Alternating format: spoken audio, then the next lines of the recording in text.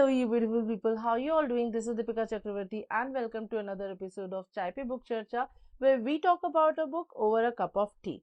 Now, picture this: you are living in this 21st century where you have everything at your disposal. आपको खाना चाहिए, you can order it using Zomato or Swiggy. If you want some groceries, Blinkit and Zepto can bring it to your doorstep. If you want to talk to someone living far across the world, you can just dial them up using your small device called mobile, and you wouldn't even know the hassle of sending letters, let alone sending pigeons and horses to carry your messages.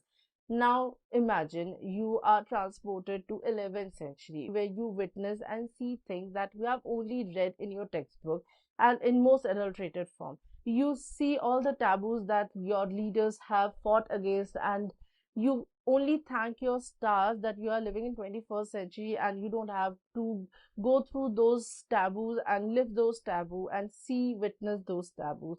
But now you are in this 11th century, and all of a sudden you witness all these all over again, and you don't even know why are you there. You don't know if you would ever be able to come back to 21st century.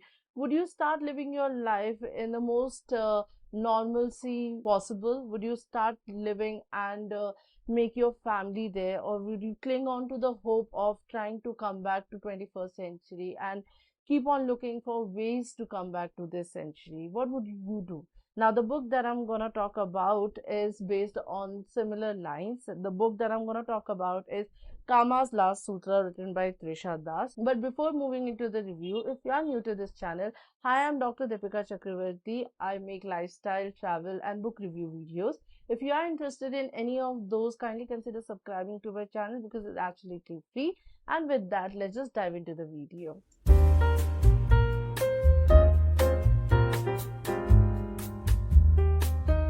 Now, as I said, Kama's Last Sutra, this book is written by Trisha Das. Now, few months back, I happened to visit book fair that was there in Delhi, and from there, I bought a couple of books. Now, I have a fair share of my books at my disposal, but only a few of them are written by Indian author.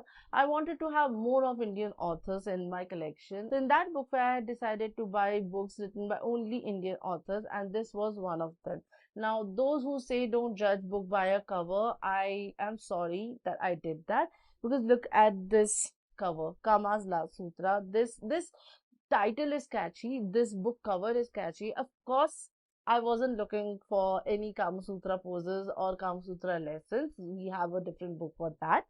But with this name, you tend to think what the author could possibly do or say or write in this book that would not make you cringe or not make you look into these things scandalously. So I just wanted to read what was inside it. Secondly, this is written by Trisha Das, and I think she happens to be a Bengali, and I'm a Bengali too, so that's why. And thirdly, when you read the first book and author's description, you would know that she has written and directed over 40 documentaries in her filmmaking career.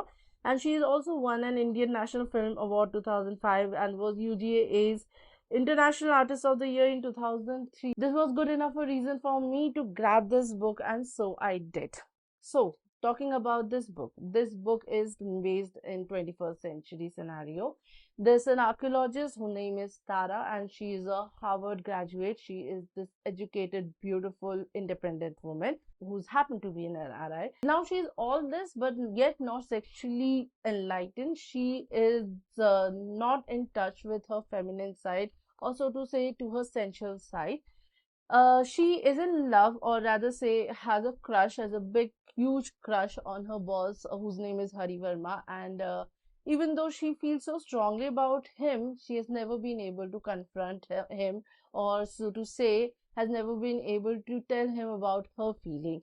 Now she is working in this Khajuraho ka temple, and these Khajuraho temples, they are famous for the sexual carving on their temple wall. Now one would think, what are these sculptures doing on a temple wall? Because of course this is a place of purity, of worshipping, and of sanctity. Now there are a lot of hypotheses as to what the leaders then were thinking about when they made these things, but everyone has their own explanation to it. Now everything is going on fine until one day Tara meets a yogini whose name is Kaladevi, and she transports her to 11th century. Now she doesn't know why she has been sent there, what is her duty or her role in this whole thing.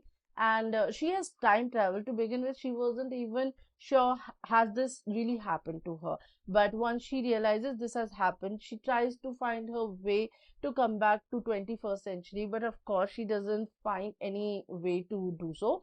Now while she is there, she sees a lot of things which she has read it only in book, like Devdasi's Sati Pratha. She sees the patriarchal side of the society, how women were merely considered as a sex object during that time, for only men to please them. She, being a modern woman, being the feminist, being the vocalist that she is, tries to fight against this patriarchal side. But of course, she has her own difficulties in the process. Now, while she is in Khajuraho, she realizes that she is a woman of a certain age, which is not considered to be fittest among women of that era, and not being married. Being that age and not being married wasn't considered to be the best time. So she realizes if she has to save herself or she has to protect herself, she has to remain close in proximity to the king Vidyadhar, who is the Chandela king, and she realizes that this is the person who can save her.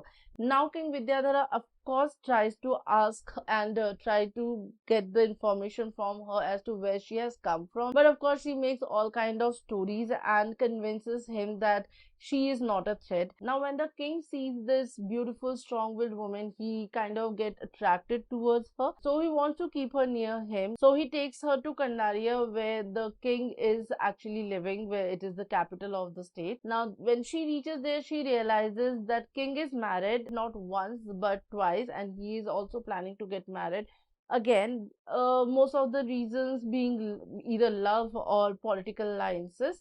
And not just that he has queens, but he also has concubines and other people who are ready to please him at any given time. She realizes everything is so different from what she has seen in 21st century. Of course, she also realizes people are more in sync of their sensuality, of their sexuality. They also know how to express their sexuality, and that kind of have an impression on her. Now this whole story would take you in a roller coaster of ride. What happens with her while she stays in that era? Will she be able to come to this century? If no, then would she decide to settle in this era and have kids, or maybe have a family in 11th century, or would she be able to come back and use her knowledge of that historical thing to her betterment? How her story and character transcend from where she reached this place to during her stay in this place.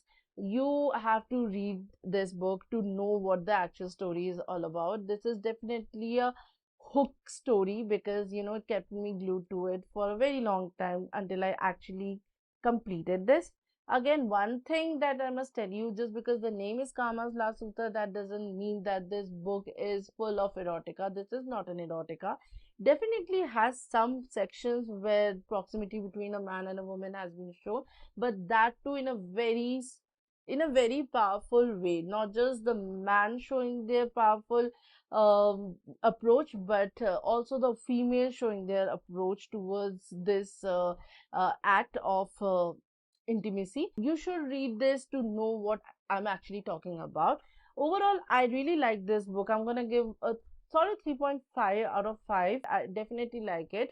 The flow was there, everything was there, but only one place I actually felt I couldn't follow through. That is, the transition was not smooth. That was in the beginning. Apart from that, I really love this book, and I definitely would recommend this to reader. Also, I would definitely want to recommend this because this is written by Indian author, and we all tend to think that Indian author doesn't write good, or उनकी vocabulary अच्छी नहीं होती है, या it's very normal सा writing होता है या ऐसा कुछ, but ऐसा नहीं है. This book would keep you glued, and not just that, it is simple yet so sophisticated. The writing I'm talking about is so simple yet so sophisticated, and I think you should at least give it a read to know more about it. Also, I'm also looking forward to read more book by this author, because I've heard only good reviews of her. Also, I want to read more books by Indian authors, so if you have any recommendation for me, do let me know in the comment section. I'll be really glad to go through your recommendation. Also, if you have read this book, do let me know which part was your favorite and how did you like this book overall. I'll be looking forward to your comments. With that, we come to an end of this video. Hope you liked it. If you did, do hit the like button and share this video with your family and friends who are interested in book reviews and are book heads just like you and me. And also do consider subscribing to my channel. And with that, we come to an end of this video. Hope you all have a good day and good week ahead. I'm trying to film and post more frequently. I hope I'm able to do so. Hope to see you soon next time. Take care and bye.